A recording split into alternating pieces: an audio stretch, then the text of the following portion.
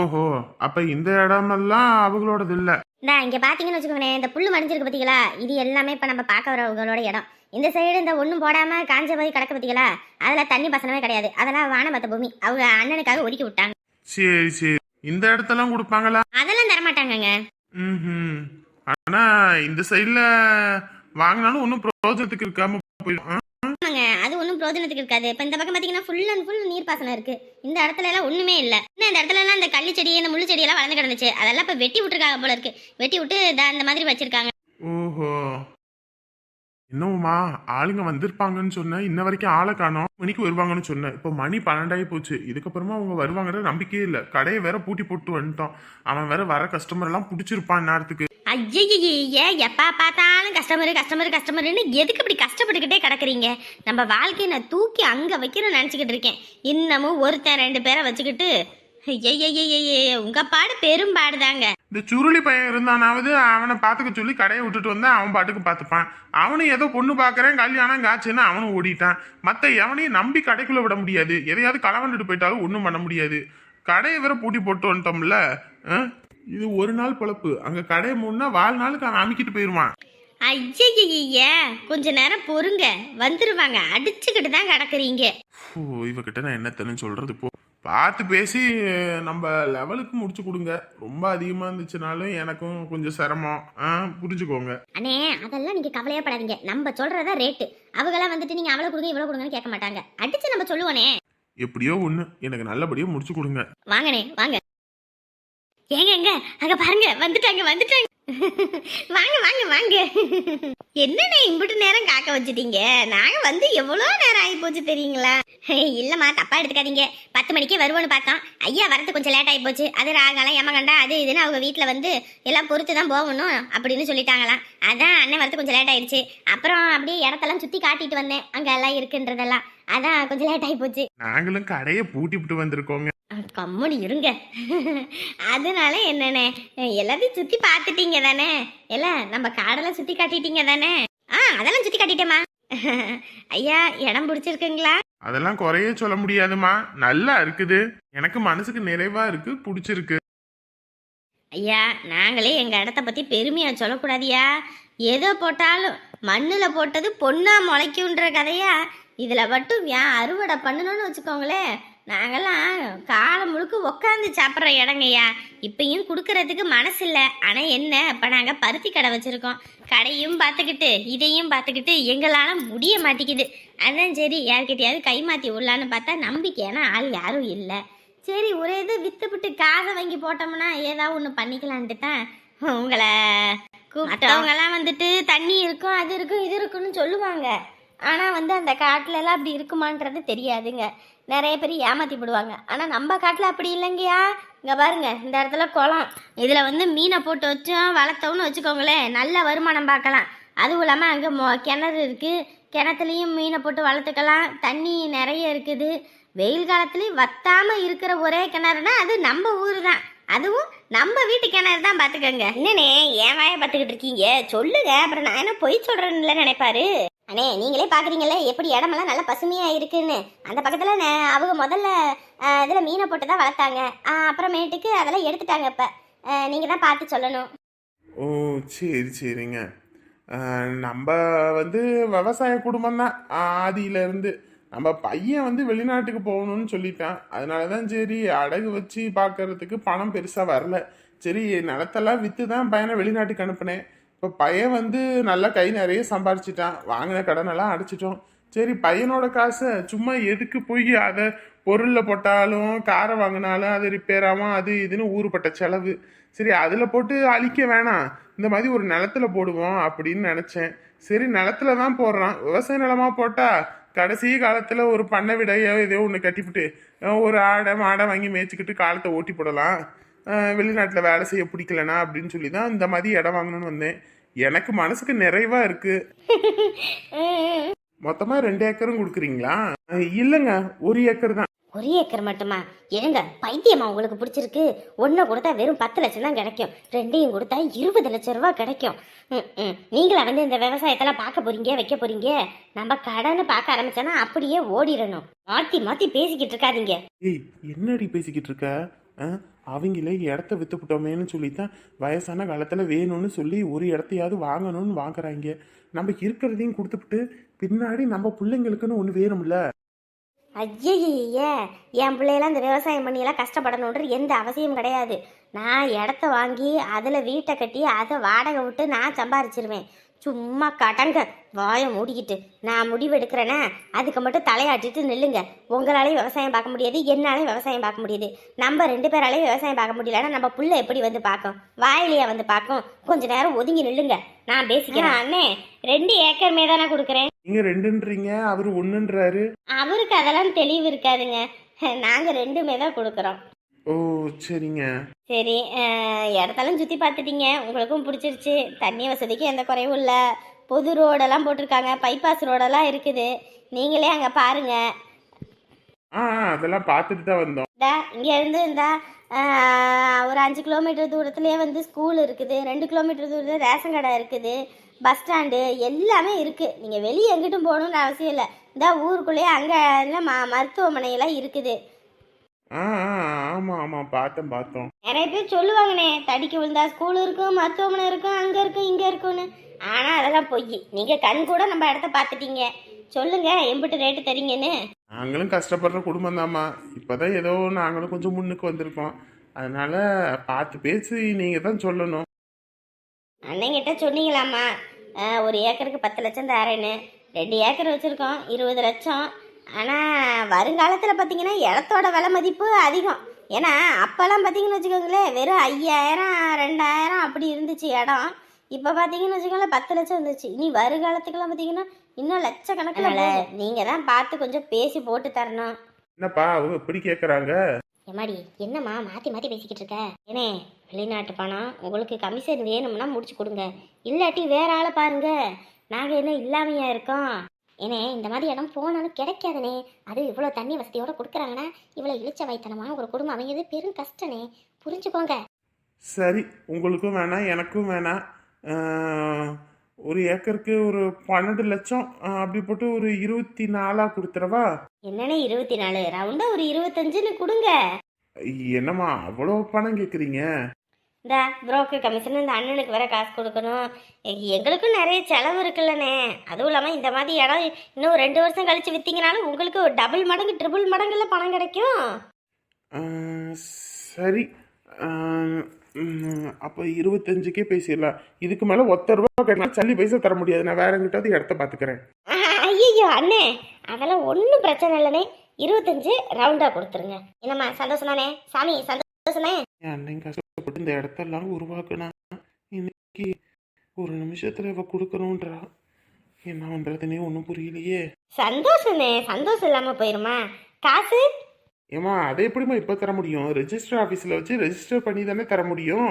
அவங்க முன்னாடி வச்சு தந்தா தானே நாங்கள் அந்த இடத்த வாங்க முடியும். நீங்கள் பாட்டுக்கு காசை வாங்கிட்டு பின்னாடி தரல வைக்கல அப்படின்னு சொல்லி ஏமாத்திட்டீங்கன்னா என்ன பண்ணுறது? அண்ணே, எங்களுக்கெல்லாம் நாக்கு ஒன்று சொல்லு ஒன்றுன்னு வாழ்கிறவங்கனே. நாங்களாம் அப்படி ஏமாற்ற மாட்டோம். நீங்கள் அதை பற்றிலாம் கவலைப்படாதீங்க, சரிங்களா? ஏம்மா, அப்புறம் என் கமிஷன் ரெஜிஸ்டர் ஆஃபீஸில் வச்சு வாங்கிக்கோங்கண்ணே. கொடுத்தா சந்தோஷம்.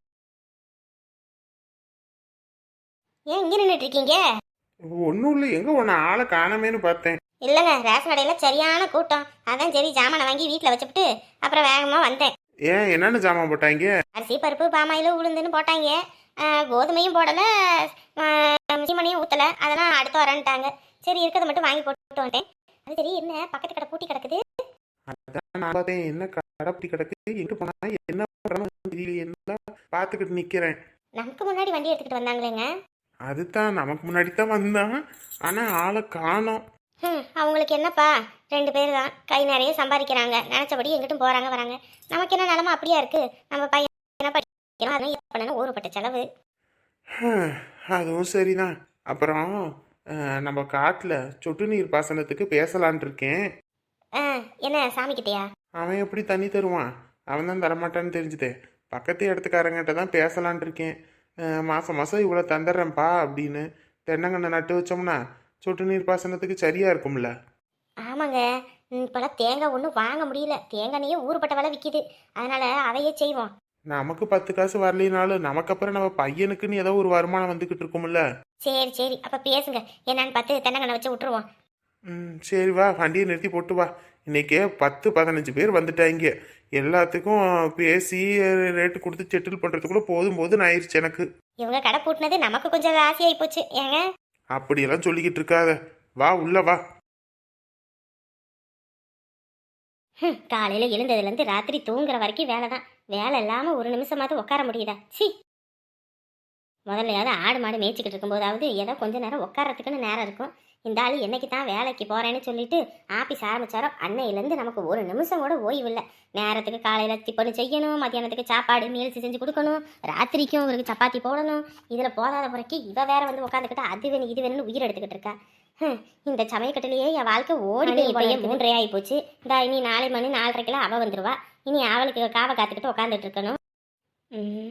இந்த மனுஷன் வேற வீட்டுக்கு வரணும், இல்லைன்னா நான் அந்த வீட்டில் இருக்கணும்னு சொல்லிவிட்டாங்க. இப்போ என்ன பண்ணுறது? நான் வீட்டில் இருந்தாலே இவள் வயிற்றுச்சல் பிடிச்சிச்சாவா. இதில் என் குடும்பமும் சேர்ந்து இங்கே வந்துச்சுன்னா அவ்வளோதான், எனக்கு சோத்துலேயே விஷத்தை வச்சிருவாளே. இப்போ என்ன பண்ண முதல்ல இவளை காக்கா பிடிக்கணும், அப்போத்தான் இவன் நம்ம வலிக்கு வருவா. இல்லைன்னா ரொம்ப சிரமம்தான். காஞ்சனா வீட்டில் வேலை வெட்டி பார்க்குறாளா இல்லையோ, காலையில் எந்திரிக்கிறது குளிக்கிறது மேக்கப் பண்ணிக்கிட்டு வேணாம் மினிக்கு கணக்காக ஊரை சுற்றுறது தான். என்ன காஞ்சனா என்ன பண்ணிக்கிட்டு இருக்க? சாமி கும்பிட்டுக்கிட்டு இருக்கேன். ஏம்மா நீ இந்த வேலையெல்லாம் பார்த்துக்கிட்டு இருக்க? நான் பார்க்காம ஊரில் உள்ளவங்களாம் வந்து பார்ப்பாங்க. வீட்டில் நான் எதுக்கு இருக்கேன்? தண்டத்துக்குன்னு தான். இப்படி வேண்டாம் வெறுப்பா பேசுன. அப்படி அண்ணி நான் இருக்கேன், அண்ணி இதை பண்ணுங்க, அண்ணி இதை பண்ணுங்க அப்படின்னு சொன்னா நான் என்ன செய்ய மாட்டேனா? செய்ய மாட்டானா? நான் சொல்லி நீ எது செஞ்சு தள்ளிடுவ. இங்கே பாரு, நான் சும்மா தான் இருக்கேன், நான் இந்த வேலையெல்லாம் பார்த்துக்கிறேன். நீ போ, நீ அதை கொடு, நான் பார்த்துக்கிறேன். ஏன்னா சாமி, நீங்கள் ஏதாவது ஒரு வேலை செய்வீங்க, அதுக்கப்புறம் உங்கள் தம்பி வந்து ஐயோ என் அக்காவை வேலை செய்ய சொல்லிட்டியான்னு ஆட்டம் கட்டுவார். தேவையில்லாத வேலை எனக்கு, நானே பார்த்துக்கிறேன். அது வேற 4 மணி ஆகிப்போச்சு. அவருக்கு இது வந்தாலும் அப்புறம் நான் இல்லை பேச்சு வாங்கணும் ஏச்சு வாங்கணும். அதெல்லாம் என் நம்பிக்காரங்கிட்ட நான் சொல்லிக்கிறேன். எல்லா வேலையும் இழுத்து போட்டு நீ பார்த்துக்கிட்டு உனக்கு உடம்பு சரியில்லாமல் போய் படுத்துக்கிட்டீங்கன்னா அப்புறம் என்ன பண்ணுறது? நான் இருக்கேன், குடு. இனிமே பாரு, எல்லா வேலையும் ஆளுக்கு ஒவ்வொரு வேலையை பார்த்துக்குவோம். வேலையும் சீக்கிரமாக முடியும். ஒத்தாலே கடந்து செஞ்சு சிரமப்பட்டுக்கிட்டு இருக்க வேணாம். ஏன் அன்னிக்காரி அப்படி பேசுகிற? விளக்கமத்தை கொடு, நான் பார்த்துக்கிறேன். நீ போ. நம்ப முடியலையே. சரி, வந்த வரைக்கும் லாபம். இது தலையில் வேலையை கட்ட வேண்டிட்டேன். இதை முடிச்சுட்டு வேற என்ன வேலை இருக்குன்னு சொல்லு, அதையும் செஞ்சு போடுறேன். சூட்டோட சூட்டா முதல்ல கூட்டுங்க, அதுக்கப்புறம் சூட்டோட சூட்டா மற்ற வேலையை பார்க்கலாம். நான் பார்த்துக்கிறேன். நீ போ. அன்னிக்காரி நான் இருக்கும்போது என்ன இந்த வேலை செய்ய அந்த வேலை செய்யணும்னு சொன்னா நான் என்ன செய்ய மாட்டேனா? மொத்த வேலையை இழுத்து போட்டு பார்த்துக்கிறேம்மா. இதில் வேற என் தம்பிக்காரனுக்கு சமைக்கணும், தனித்தனியாக எல்லாத்துக்கும் செய்யணும் வைக்கணும். எம்பிட்டு வேலை பார்த்து கஷ்டப்பட்டுக்கிட்டு இருக்கா. ஜோலியின் குடுமையும் சும்மா ஆடாதுன்னு வாங்கி இது ரொம்ப ஆடுதே. எதுக்குன்னு தெரியலையே. ஏதோ ஒன்றுக்கு அடித்தளம் போட ஆரம்பிச்சிருச்சு. போட்டும் முடிஞ்ச அளவுக்கு நம்ம வேலையை வாங்கிக்குவோம். இன்னைக்கு மாமா கூட வெளியே போகணும். நேற்று அந்த ஐஸை வாங்கி கொடுத்துட்டாரு, இன்னைக்கு 2 ஐஸை வாங்கிடணும். அதுவும் இல்லாமல் வெளியே கூட்டிகிட்டு போகிறேன்னு வேற சொல்லியிருக்காரு. இன்னைக்கு அப்படியே போய் சுற்றிட்டு கரெக்டாக 7 மணிக்கு வீட்டில் ஸ்பெஷல் கிளாஸ்ன்னு போய் சொல்லி ஏமாத்திடலாம். சீதா, ஹை ஜாலி, மாமா வந்துட்டாங்க. மாம்ஸ் வருவாங்கன்னு பார்த்தா அப்பா வந்துட்டாரு. கிளம்புமா, வீட்டுக்கு போவோம், மணி ஆயிடுச்சு. அந்த சபையில வச்சு அவ ஒருத்தி அசிங்கப்படுத்தி அவமானப்படுத்தி கேவலப்படுத்தி நம்ம கூனி குறுங்கி போய் நின்றுக்கிட்டு இருந்தா போனோம்ல. போனோமா இல்லையா? எத்தனை தடவை தான் அதையே பேசுவ? நானே மனசு நொந்து போயிருக்கேன். தயவு செஞ்சு அதை பத்தி பேசாதம்மா, விடுமா. முடிஞ்சு போச்சு. என்னது முடிஞ்சு போனதா? இனிமேதான் ஆரம்பம். இப்ப அவ அசிங்கப்படுத்தி அவமானப்படுத்தி அனுப்பிட்டா. வரும்போதாவது வாயை மூடிக்கிட்டு கம்மனு வந்தியா? பார்த்து கிழிக்கணும். கிழிக்கணுமா? சொல்லு. அங்கே வந்து ஆத்தத்துக்கு தொட்டப்பக்கட்டை எடுத்துட்டு வந்து விளாசி இருப்பேன். உன்னை இவ்வளோ நானும் நீ ஆஸ்பத்திரியில் கடந்து உனக்கு எல்லாம் அள்ளி போட்டு அம்புட்டு கஷ்டப்பட்டு கழுத்துல கடந்த தாலியை கொண்டு போய் அடகு வச்சு வித்து உன்னை கூட்டிட்டு வந்திருக்கேன். அதெல்லாம் உனக்கு பெருசா தெரியல. சரளாவை பார்த்து மன்னிப்பு கேட்கணுமா? அப்பனா நீ என் காலில் விழுந்து கிடக்கணும். தினந்தோறும் இப்படி என்ன பேசி கொள்றதுக்கு பதில் ஏதாவது கொடுத்துரு, ஒரே செத்து போயிடுறேன். நீ பாட்டுக்கு எனக்கு வந்து செத்து போயிருவ. கடைசியில நான் ஜெயில போய் கம்பி என்னமா? இந்தா யாரு நீ பண்ணின கேவலம் எல்லாத்துக்கும் தெரிஞ்சு போச்சு. சபையில வச்சு பாட்டு இருந்திருந்தா அனுப்பி வாய திறந்துருக்க மாட்டான். இவரு பெரிய கல்ட்டி, இவரை போய் எப்படி கல்ட்டிடுவாரு எல்லாத்தையும். நல்லா கிழிச்சு விட்டு அனுப்புனால. இதுவும் இல்லாம இன்னும் பிள்ளைங்களுக்கு தெரியல. இன்னும் இதெல்லாம் தெரியாம ஒரு 2 மாவு வருது. ஏதோ உன் பையன் என்னத்த பேசுறதுன்னு தெரியாம அங்க பப்ப நின்னுட்டான். ஆனா ஒண்ணு, உன் பிள்ளைங்க 2 பேத்துக்கும் தெரிஞ்சதுன்னு வச்சுக்க, அதுவும் உன் பெரியவளுக்கு தெரிஞ்சது அவ்வளவுதான், உன் சோழி மொத்தமா முடிஞ்சது. அவளுக்கு எல்லாரும் உன்னை அசிங்கப்படுத்தி அவமானப்படுத்தி என்ன கதிக்க அழக பண்ணி என் வயிற்றுச்சல் அம்புட்டு பாடுபட்டு உன்னை கல்யாணம் பண்ண நாள் இப்போ வரைக்கும் சீரழிவுபட்டு சின்ன பெண்ணாயி எம்புட்டு நொந்து போயிருக்கேன். உன்னை கட்டி கொடுக்கும்போது என் வீட்டில் என் அப்பா அம்மா என்னை எம்புட்டு நகநட்ட போட்டாங்க. எப்படியெல்லாம் வச்சு பாதுகாத்து இந்த வீட்டுக்கு வந்தேன். கழுத்தில் காதலன்னு ஒரு குண்டுமணி தங்கத்தை கூட விடலை, மொத்தத்தையும் வித்தே அழிச்சு தின்னேன். அவளுக்கு போய் கொடுத்த அவ நல்லவ, இத்தனை நாள் கஷ்டப்பட்டு உன் கூட்ட கஞ்சி குடிச்சவ. நான் என் கஷ்டம் உனக்கு பெருசா தெரியல. அவளுக்கு பண்ணுன பாவத்துக்கு அவ காலில் விழுந்து கதறணுமா? நிம்மதியா இல்லையே. ஐயோ நிம்மதி இல்லையா? அப்ப எங்க அந்த சாலா வீட்டுக்கு போறியா? போறேன்னு சொல்லு, நானே கூட்டிட்டு போய் விட்டுட்டு வரேன். சொல்லி ஏன் இப்படி என்ன பேசிய சாவடிக்கிற? ஒரே என்ன சாவடிச்சிரு, என்னால முடியல. ஓ, அப்ப எனக்குள்ள எம்பட்டு ஆனங்க இருந்திருக்கும். என்கிட்ட மன்னிப்பு கேட்கறதுக்கு உனக்கு துப்பு இல்ல. அவ ஏதோ உன் கூட இருந்தா, அதனால பிள்ளை இழந்தா, அப்ப ஒரு பிள்ளை பிறந்துச்சு, அவ வாழ்க்கை அப்படியே ஓடி போச்சு. ஆனா கஷ்டப்பட்டு உன் 3 பிள்ளைங்களை வளர்த்து நீ அடிபட்டு கடந்து வந்தியே, உனக்கு மருத்துவ செலவு பார்த்து இப்ப வரைக்கும் சீரழிவு பண்றனே. அப்ப என்னோட கஷ்டம் உனக்கு பெருசா தெரியல, அவ கஷ்டம் உனக்கு பெருசா தெரியுதுன்னா அப்ப நான் யாரு? ஐயோ ஆண்டவனே, என் எனக்கு இப்படி ஒரு சோதனையை கொடுக்குற. இவன் பேசியே என்ன கொல்றாளே. எங்க போற? சரளா வீட்டுக்கா? ஐயோ ஆண்டவா, வயசான காலத்துல எல்லாம் ஆடி ஓஞ்சி வீட்டுல இருப்பாங்கன்னு பேரு. வீட்டுல இருந்தா இவன் பேசியே கொல்றாளே. ஒவ்வொரு வார்த்தையும் வாழைப்பழத்துல ஊசியா குத்துற மாதிரி, நாக்க போடுங்கிற மாதிரி கேட்கிறாளே. பதில் சொல்லி மாறலையே. ஒரு காலத்துல எப்படி இருந்து கழுத தேஞ்சு கட்டருமான கதையா இன்னைக்கு என்ன இப்படி அசிங்கப்படுத்துறாளே. என்ன? ஐயோ, நான் எங்கேயுமே போடி, இங்கதான் உட்காந்துருக்கேன். போதுமா? ஆத்திரமே அடங்க மாட்டேங்குது. இவனை பார்க்க அப்படியே பத்திக்கிட்டு வருது. என்ன ஆச்சு? கிளாஸ் நொறுங்கிருச்சு. பார்த்து பண்ணலாம்ல. அதானே, நீ நல்லா தின்னு கொழுத்து போய் கிடப்ப. இந்த வீட்டு வேலையெல்லாம் நானே தின்னு செஞ்சு தொலையணும். இன்னும் எத்தனை நாளைக்கு தான் இப்படி நான் அழுகணும்னு தெரியல எனக்கு. ஐயோ அப்பா ஆண்டவா, இன்னும் நம்ம பிள்ளைங்களுக்கு தெரிஞ்சதுன்னா என்ன நடக்கும்னு தெரியல. இதுல வேற மாப்பிள்ளைக்காரன் வேற வந்திருக்கான். அவன் வேற நம்ம வந்ததுனால போயிட்டான் போல இருக்கு. இல்லைன்னா லைலா என் பிள்ளைன்னு தெரிஞ்சிருந்து இன்னும் கொஞ்ச நேரத்துல அந்த என் பெரியம்மாவை காஞ்சனாவுக்கு தெரிஞ்சதுன்னா அவ்வளவுதானே. ஐயோ, இவ பேசுறதே என்னால தாங்க முடியல. இதை என் புள்ள பேசுனா, ஐயோ அம்மா முடியல ஆண்டவா. ஐயோ, இவ வேற எல்லாத்தையும் போட்டு போட்டு உடச்சுக்கிட்டு கிடக்குறான். ஐயோ, என்ன பண்றது? சரிங்க சமந்தி, நான் போயிட்டு வரேன். லைலாவை நல்லபடியா பாத்துக்கங்க. என்னங்க இப்பயே கிளம்புறேன்றீங்க? இருங்க, இருந்துட்டு போலாம். இல்லைங்க சமந்தி அம்மா, நானும் கல்யாணத்துக்காக இங்கேயே இருந்துட்டேன். அதுவும் இல்லாமல் அங்கே பிள்ளைங்கள்லாம் பாவம், அங்கே மேடம் மட்டும் ரொம்ப கஷ்டப்பட்டுக்கிட்டு இருப்பாங்க. நான் போனேன்னா அவங்களுக்கு ஒரு ஒத்தாசையாக இருக்கும். அதனால தான். அம்மா இருக்கலாம் இல்லைம்மா, எங்களோட நீ இருக்கணும்னு அவ்வளோ ஆசையாக இருக்குமா? எனக்கும் தான் அம்மா. இத்தனை வருஷம் யாரோ ஒரு அம்மாவா நீ என்ன நினச்சி சரலாமான்னு கூப்பிட்டேன். ஆனால் இன்னைக்கு உரிமையாக நீ என்ன அம்மானு கூப்பிடுற. எனக்கு இங்கே உன் கூட இருக்கணும்னு ஆசைதான். ஆனால் பொண்ணை கட்டி கொடுத்த இடத்துல அம்மாவும் இருந்தா அது சரிப்பட்டு வராது. என்ன இப்படி பேசிட்டு இருக்கீங்க? இது உங்க வீடு தான். இத்தனை வருஷம் யாரோ ஒருத்தர் மாதிரி 2 பேரும் வாழ்ந்துட்டீங்க. ஆனால் இனிமேலும் அப்படி இருக்க வேணாமே. இங்கே இருங்க, நாங்கள் உங்களை பார்த்துக்குறோம். இங்கே யாரும் உங்களை எதுவும் சொல்ல மாட்டோம். ஆமாங்கம்மா, நானும் 2 பிள்ளைங்களுக்கு அம்மா தான். இந்த பிள்ளைங்களை விட்டுட்டு நான் வந்தேன்னா எனக்கு அம்புட்டு தான் இருக்கும். பிள்ளைய முதல்ல கட்டி கொடுத்துட்டு அந்த வீட்டை விட்டு வரதுக்கு மனசு இல்லாமல் வந்தேன். ஆனால் உங்களுக்கு அந்த நிலைமை வேண்டாமா? இத்தனை வருஷம் பிள்ளையோட இருக்கணும்னு தானே ஆசைப்பட்டீங்க. இனி இந்த வீட்டில் உரிமையோடு இருக்கலாம். அத்தை, நீங்கள் எப்படி நினைப்பீங்கன்னு தெரியாது. ஆனால் உங்களை என்னோட அம்மாவாக தான் நினைக்கிறேன். நீங்கள் இங்கே இருங்க. கஷ்டமோ நஷ்டமோ நம்ம எல்லாரும் ஒரே வீட்டில் ஒன்றா இருப்போம். அம்மா அதான் எல்லாம் சொல்கிறாங்கல்ல, இருங்கம்மா. அதுக்கு இல்லைங்க, ஏற்கனவே மகா பாப்பா கொஞ்சம் கோவத்தில் இருக்கு. இதில் வேற நானும் இங்கே இருந்தேன்னா அது எப்படிங்க சரிப்பட்டு வரும்? அட நீங்கள் வேற, இவளுக்கு கோவமல்ல. இந்தா இங்கிட்டு போயிட்டு இங்கிட்டு வரத்துக்குள்ளே எல்லாம் போயிடும். அதெல்லாம் நீங்கள் பெருசாக எடுத்துக்காதீங்க. உங்கள் மேலே எந்த தப்பும் இல்லைன்னு எங்களுக்கு தெரியும். மாப்பிள்ளையும் புரிஞ்சுக்கிட்டாரு. இல்லைங்க, நான் ஏன் வேணும்னு எதுவும் பண்ணலை. அந்த குடும்பம் யாரும் வரலன்னு நினச்சி தான் இருந்தேன். அவங்க திருதுப்புன்னு வருவாங்கன்னு தெரிஞ்சிருந்தா நான் உடனே அந்த நிமிஷமே அந்த இடத்த விட்டு கிளம்பியிருப்பேங்க. என்னால் உங்களுக்குள்ளே எந்த பிரச்சனையும் வந்துடக்கூடாதுன்னு தான் நான் ஒதுங்கி இருந்தேன். அதுக்குள்ளே இப்படி ஆயிடுச்சு. லைலாவுக்கு மட்டும் இந்த விஷயம் எதுவுமே தெரியாமல் இருந்துருந்துச்சுன்னா இப்போ ஒரு பிரச்சனையும் இருந்திருக்காது. நான் இருக்கிற இடம் தெரியாமல் இல்லாமல் இருந்துட்டு தூரத்துல இருந்தே பார்த்துட்டு போயிருப்பேன். ஆனால் அவன் தெரிஞ்சது தான் இப்போ பெரும் பிரச்சனையாக போச்சு. அம்மா, நான் இப்பயும் சொல்கிறேன், எப்பயும் சொல்கிறேன், உனக்கு அந்த குடும்பம் பண்ணினது தப்பு தான். அதனால் எனக்கு எந்த பிரச்சனை வந்தாலும் சரிம்மா. ஆனால் நீ பட்ட கஷ்டமும் வேதனையும் மற்றவங்களுக்கு தெரியாதேம்மா. எம்மாடி, நமக்கு கஷ்டத்தை கொடுக்குறவங்க எல்லாத்தையுமே கடவுள் பார்த்துக்கிட்டு தான் இருக்கான். பார்க்காம ஒன்றும் இல்லை. ஆனால் அவங்களுக்கு எப்பப்போ எந்தெந்த தண்டனையை கொடுக்கணுமோ அது அவங்களுக்கு தெரியுமா? அரசை அன்று கொள்வான் தெய்வம் நின்று கொள்ளணும்னு சும்மாவா சொன்னாங்க? அவங்கவுங்க பண்ணுற பாவத்துக்கு முன்னியத்துக்கும் அவங்கவுங்க அதை சேர்த்து வச்சு அனுபவிச்சு தானே ஆகணும். அவ்வளோதாங்க சம்மந்தி. என்றைக்குமே பக்கத்தில் இருக்கிறத விட தூரத்தில் இருக்கும்போது தான் சொந்த பந்தத்தோட அன்பு அதிகமாக இருக்கும். பக்கத்தில் இருந்தோம்னா அந்த அளவுக்கு அன்பு இருக்காதுமா. சரிம்மா, நீங்கள் ஒரு முடிவு எடுத்துட்டீங்க. ஆனால் உங்களுக்கு உங்கள் பொண்ணு இருக்கான்றது மட்டும் மறந்துடாதீங்க.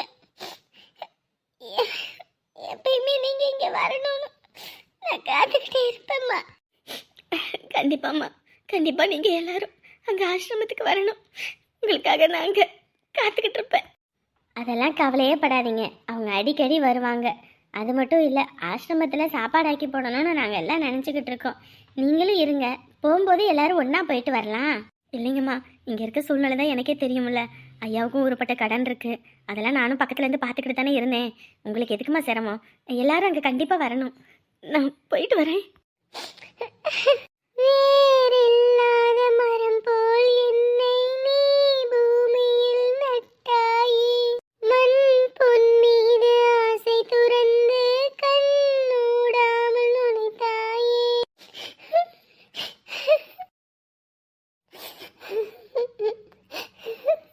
ஒரு அம்மாவா அப்பாவா நாங்கள் எல்லாருமே இருக்கோம். நீ என்னைக்கும் கவலைப்படாத லைலா.